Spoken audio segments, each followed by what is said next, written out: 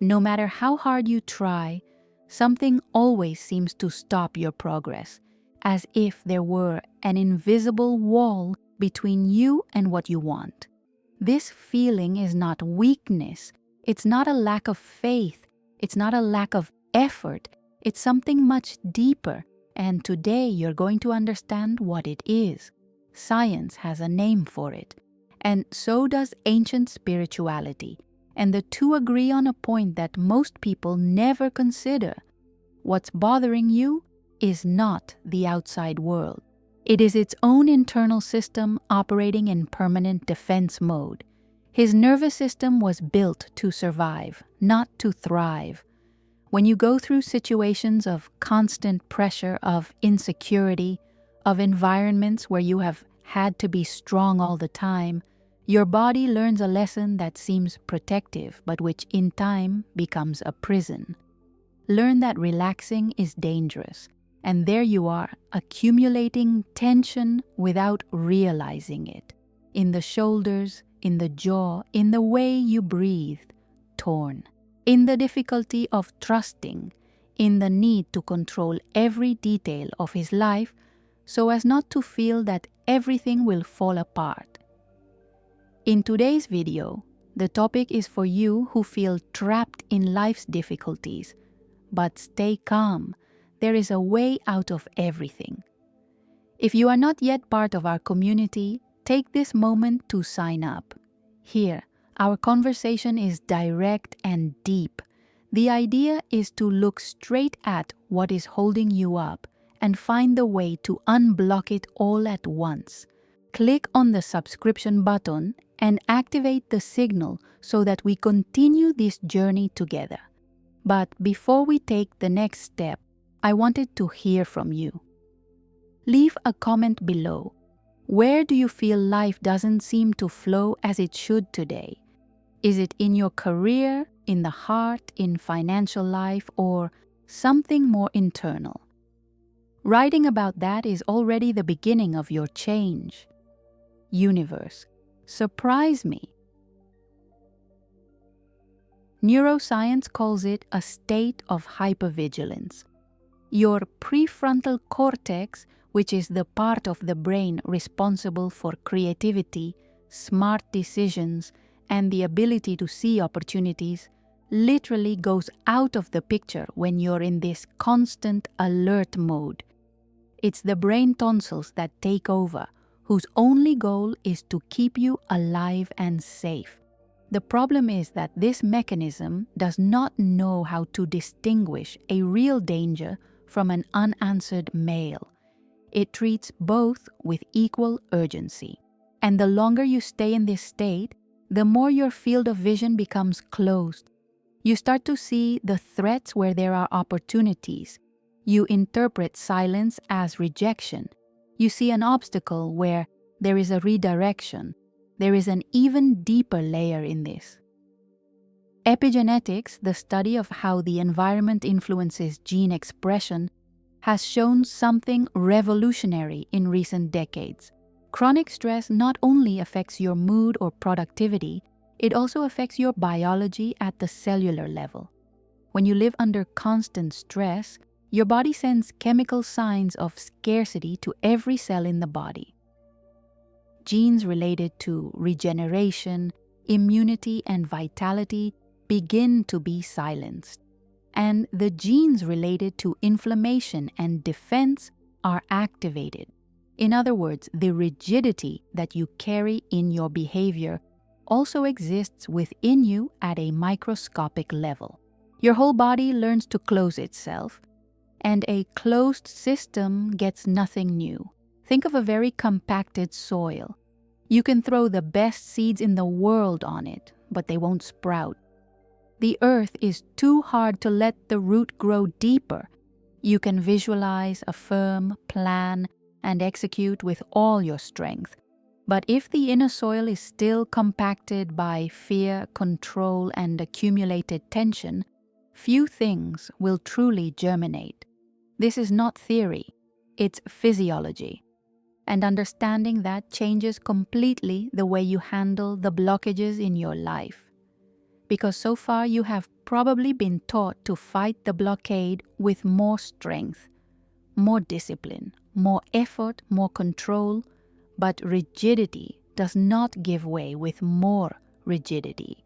She gives way with presence, with breathing, with the willingness to feel discomfort instead of running away from it. Bruce Lee spoke of this in a time-crossing way. He said that the man who lost fluidity became a machine. And a machine can execute, but it cannot create. It can repeat, but it cannot innovate. It can survive, but it cannot truly live. Nature teaches us this with a clarity that no book surpasses. The oak tree is tall, strong, solid. But when a storm comes strong enough, it breaks. The bamboo, on the other hand, bends up, almost touching the ground, and then returns. He does not resist the force. He dances with her, and still stands when the wind passes. The question remains, which of these trees have you identified with the most? Many of us live oscillating between two extremes that seem opposite but have the same root, or we are in constant attack, forcing results, trying to push reality with the belly, or we are in excessive defense, closed off, distrustful, waiting for the next coup before it happens. The two states consume an absurd amount of energy, and both prevent something genuinely new from entering their lives, because a system that is always at war with either the world or itself has no space to receive. The real power, the one you feel in people who seem to walk with lightness even when faced with challenges, does not come from strength, it comes from integration. The ability to act with focus when needed and to release control when needed. To produce without destroying oneself. To advance without closing. That's not weakness. It's biological and emotional intelligence at the same most sophisticated level there is. Think of a river for a moment. When you try to hold the water with your hands closed, it spills between your fingers. The more you squeeze, the more you lose. But when you open your palms and let yourself be carried away by the current, the water charges you. The river does not change. What changes is your relationship with him.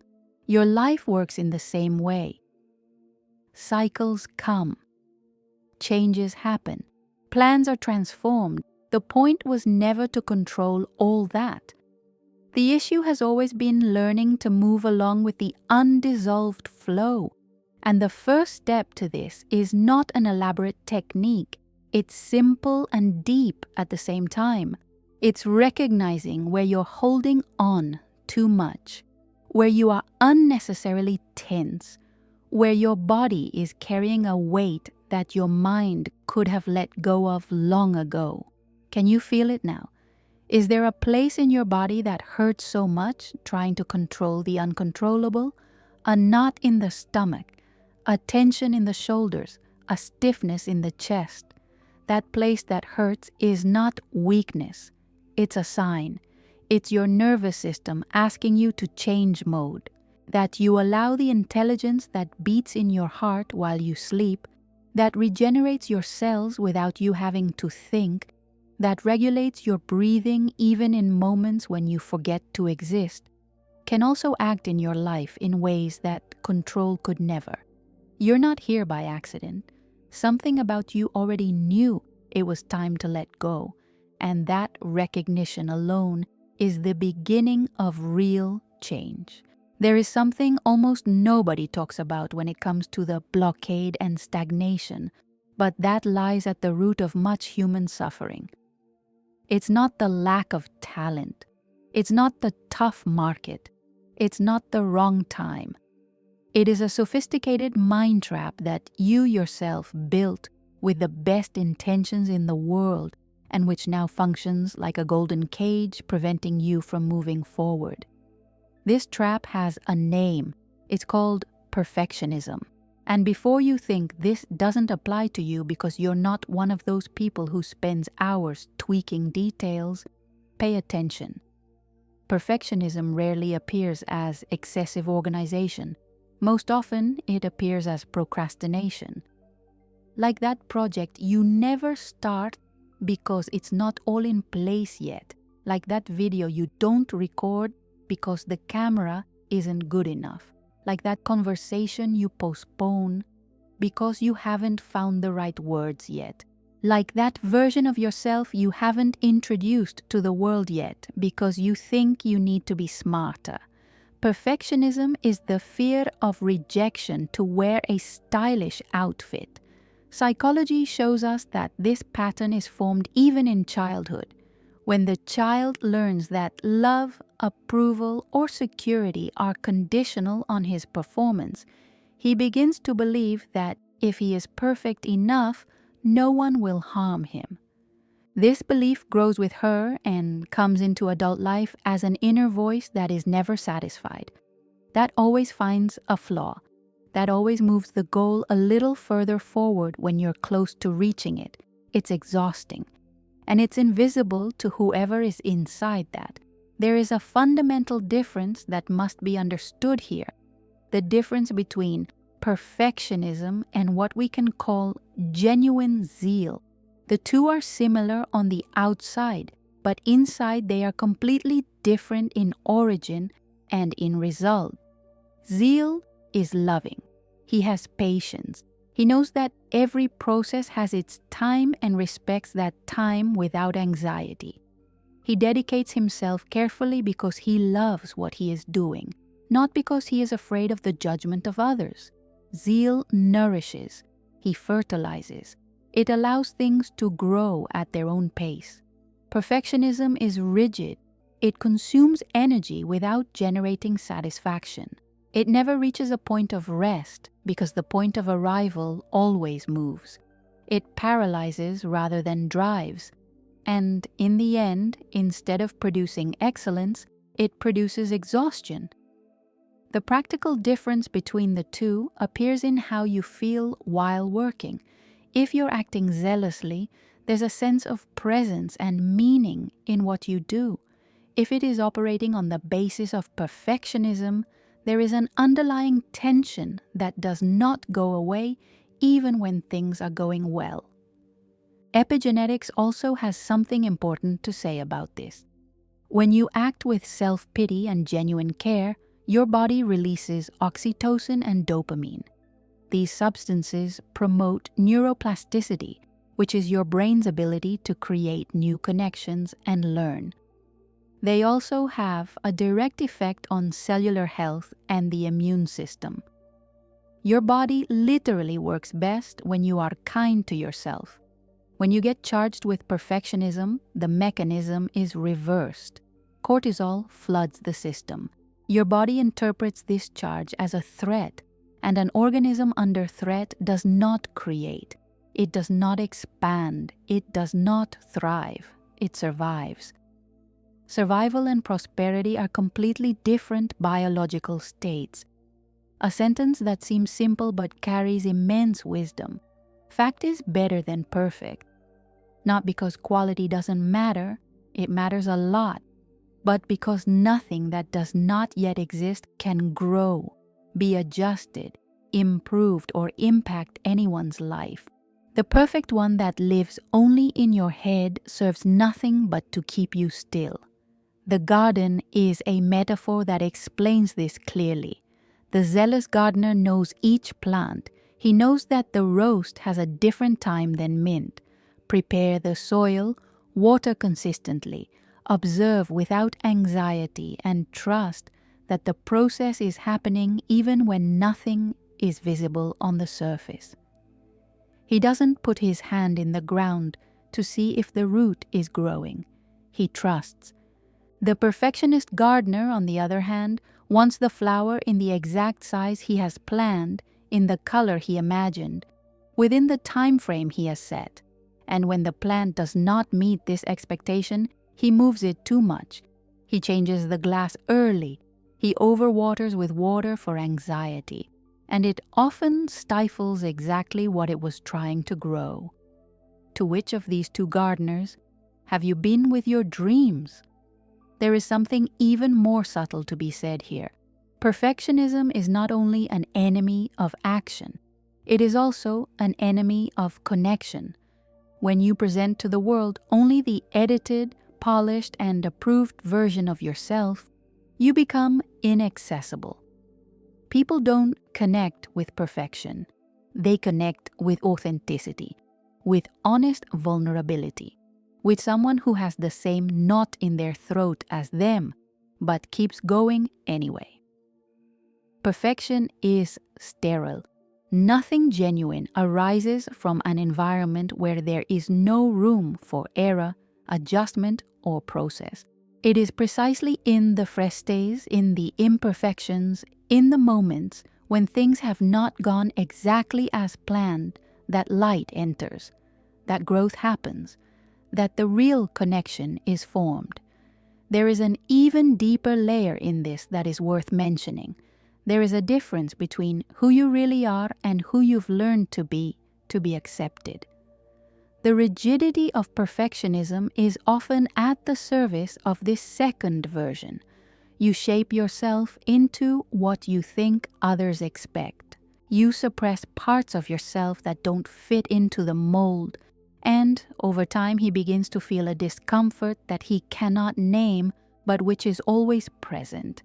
It's the feeling that the shoe is tight, that the clothes aren't yours, that you're playing a character who gets tired because he's not real.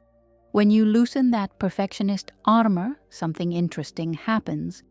You start to reconnect with a part of yourself that has been remaining silent while trying to be what the mold wanted. A softer voice, a way to be lighter, an intelligence that doesn't need approval to know it's on the right track. Think of the radio metaphor. When you flip the button frantically, eager to find the perfect station, everything you hear is screech. But when you stand, breathe, and adjust calmly and precisely, the music comes. It's always been there. All you had to do was stop making enough noise to catch her. Her essence works that way. She doesn't scream. She doesn't compete with the noise of perfectionism and anxiety. She just waits, and the farther away the noise, the clearer it becomes. And this essence, when it finds space to manifest itself, does not need perfection to impact. It impacts precisely because it is real, because it resonates, because it touches something that other people also feel but have not yet found words to express. You don't have to be completely ready to start. You never will. No one is. Those who move forward are not the ones who have expected perfection. They are the ones who decided that today's imperfect version was already good enough to take the next step. And the next step, as small as it seems, changes everything. It has a blockage that almost no one admits to having. Not because it's weird, but because it's too uncomfortable to look the other way. Most people prefer to attribute the stagnation of their own lives to external factors, to the market, to luck, to the moment, to family, to circumstances. But there is a silent energy drain that operates beneath all this and sabotages the results accurately and consistently. And he lives inside you, disguised as an opinion, a critical sense, a discernment. That drain is the envy you haven't called yet. We're not talking about an obvious green monster. We're talking about something much more subtle, that chest squeeze when you see someone being promoted. That immediate willingness to find an explanation that diminishes the conquest of the other.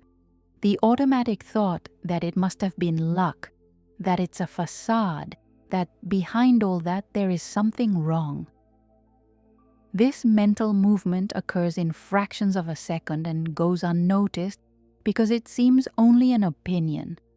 But it's not an opinion, it's a biological command. Neuroscience has discovered something that completely changes how we understand this mechanism. The human brain has mirror neurons.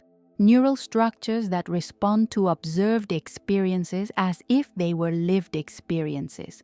They are the basis of empathy, observational learning, and emotional resonance. And they do not make a clear distinction between what is theirs and what is of the other at the level of the internal response. This means that when you observe someone's success and respond with judgment, your limbic system registers that achievement as an aversion, like something that causes you pain. And your survival system, whose sole function is to protect you, begins to create an automatic distance between you and what you are judging. The result is devastating and completely invisible to anyone inside it. You call for financial abundance with your mouth, but react uncomfortably when you see someone thriving. You wish for a beautiful relationship, but find a flaw in couples who seem happy. You want to grow professionally, but feel a genuine discomfort when a colleague advances, and your brain, which is always on your side trying to protect you, learns the lesson you're teaching without realizing it. He learns that prosperity breeds unhappiness, success is associated with something negative, and then he creates blind spots that prevent you from seeing the opportunities that pass before you, because he has classified that territory as dangerous for his identity. You literally poisoned the well you wanted to drink from. Let's put this into practice. Think of a colleague who got a promotion that you wanted too. If his first internal reaction was of anger, of questioning whether he deserved, of comparison that depressed you, his brain made a direct association. Promotion equals anger. Recognition equals pain, and to save you from that pain, he goes behind the scenes to work so that you never get too close to that territory that you have associated with suffering. This is not a metaphor.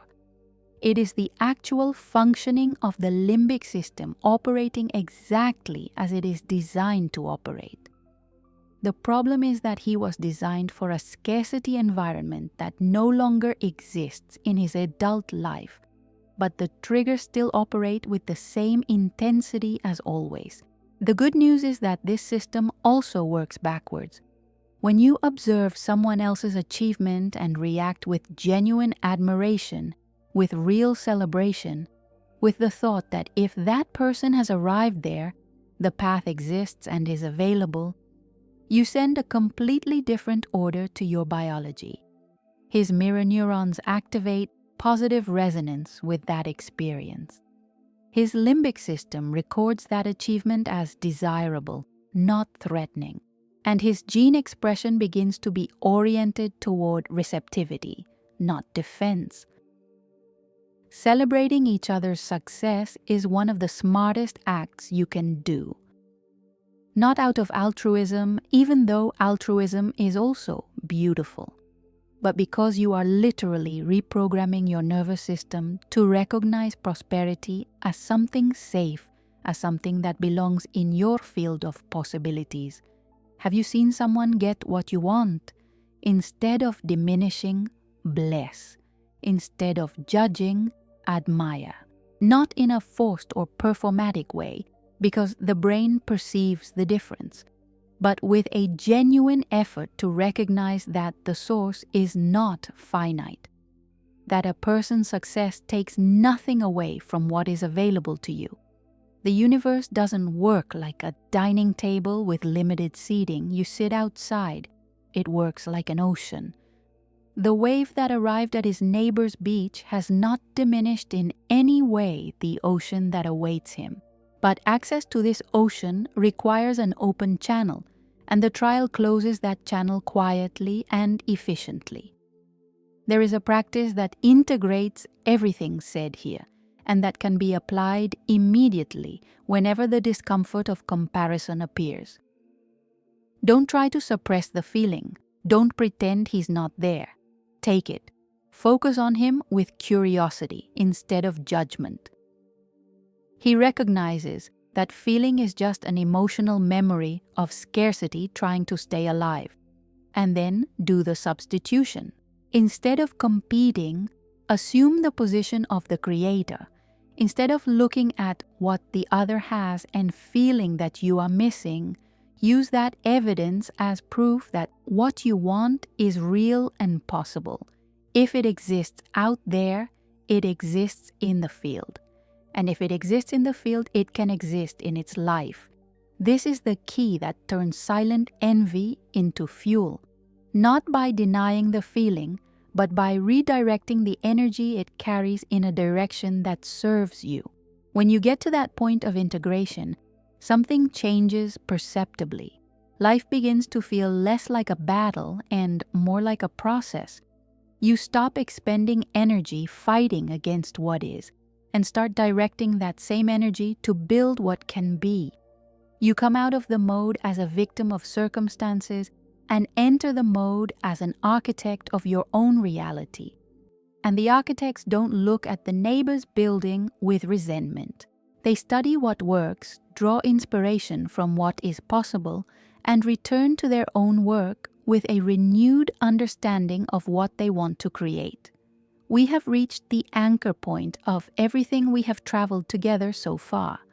The rigidity that holds back his life is not a character flaw. It is a learned response that has already played its role and can now be gently dispensed. The perfectionism that paralyzes you is not dedication, it's fear, using a convincing fantasy. And the judgment that drains his energy is not discernment, it's scarcity disguised as opinion. The three have the same root and the same healing, presence, lightness, the willingness to give up control, not because you gave up, but because you finally understood that control was never the way. Epigenetics confirmed what ancestral wisdom had known for millennia. Its inner environment rewrites its biology. His dominant thoughts and emotions are not just subjective experiences. These are chemical signals that reach to the nucleus of your cells and influence which genes are expressed and which remain silent. Choosing peace is not naivety. It is a decision with real biological consequences. Choosing admiration over envy is not weakness. It is epigenetic intelligence applied to everyday life. Letting go of control is not abandonment. It is to open space for a much larger intelligence than your conscious mind to operate through you. This intelligence is already present. It beats your heart while you sleep. It regenerates your cells without you having to remember. It regulates your breathing in moments when you completely forget to exist. It doesn't need your interference to work. She needs your confidence to expand beyond her body and reach the other dimensions of her life. When you stop blocking the flow with the weight of control, perfectionism, and judgment, life is not just better. It opens. And what once seemed unlikely begins to appear in ways that rigid logic could never plan. You don't have to force miracles. You just need to stop closing the door on them. If you have come this far, keep in mind that this was no accident. Something in you recognized that it was time to listen to what was said in that content. And recognition is always the first move of real change. This channel exists for that. To get to the bottom of what really matters, to unite science and spirituality in a way that is not just theoretical, but that you can feel and apply in your life from now on. Here we don't decorate beautiful phrases, we work the conscience of truth. If that content has touched you, if it's made you think differently about something, then it's done its job. And you can help this job reach more people with a simple gesture. Sign up for the channel now. Activate the notification bell to avoid missing any new content. And it leaves its like because it tells the algorithm that this type of content deserves to be seen by more people. But the most important thing of all is that you leave a comment. Tell us which part of that content makes the most sense to you. What are you going to release from today? Which change starts now? Your answer may be exactly what someone who is reading the comments needs to read to make their own move. Thank you for being here. See you next time.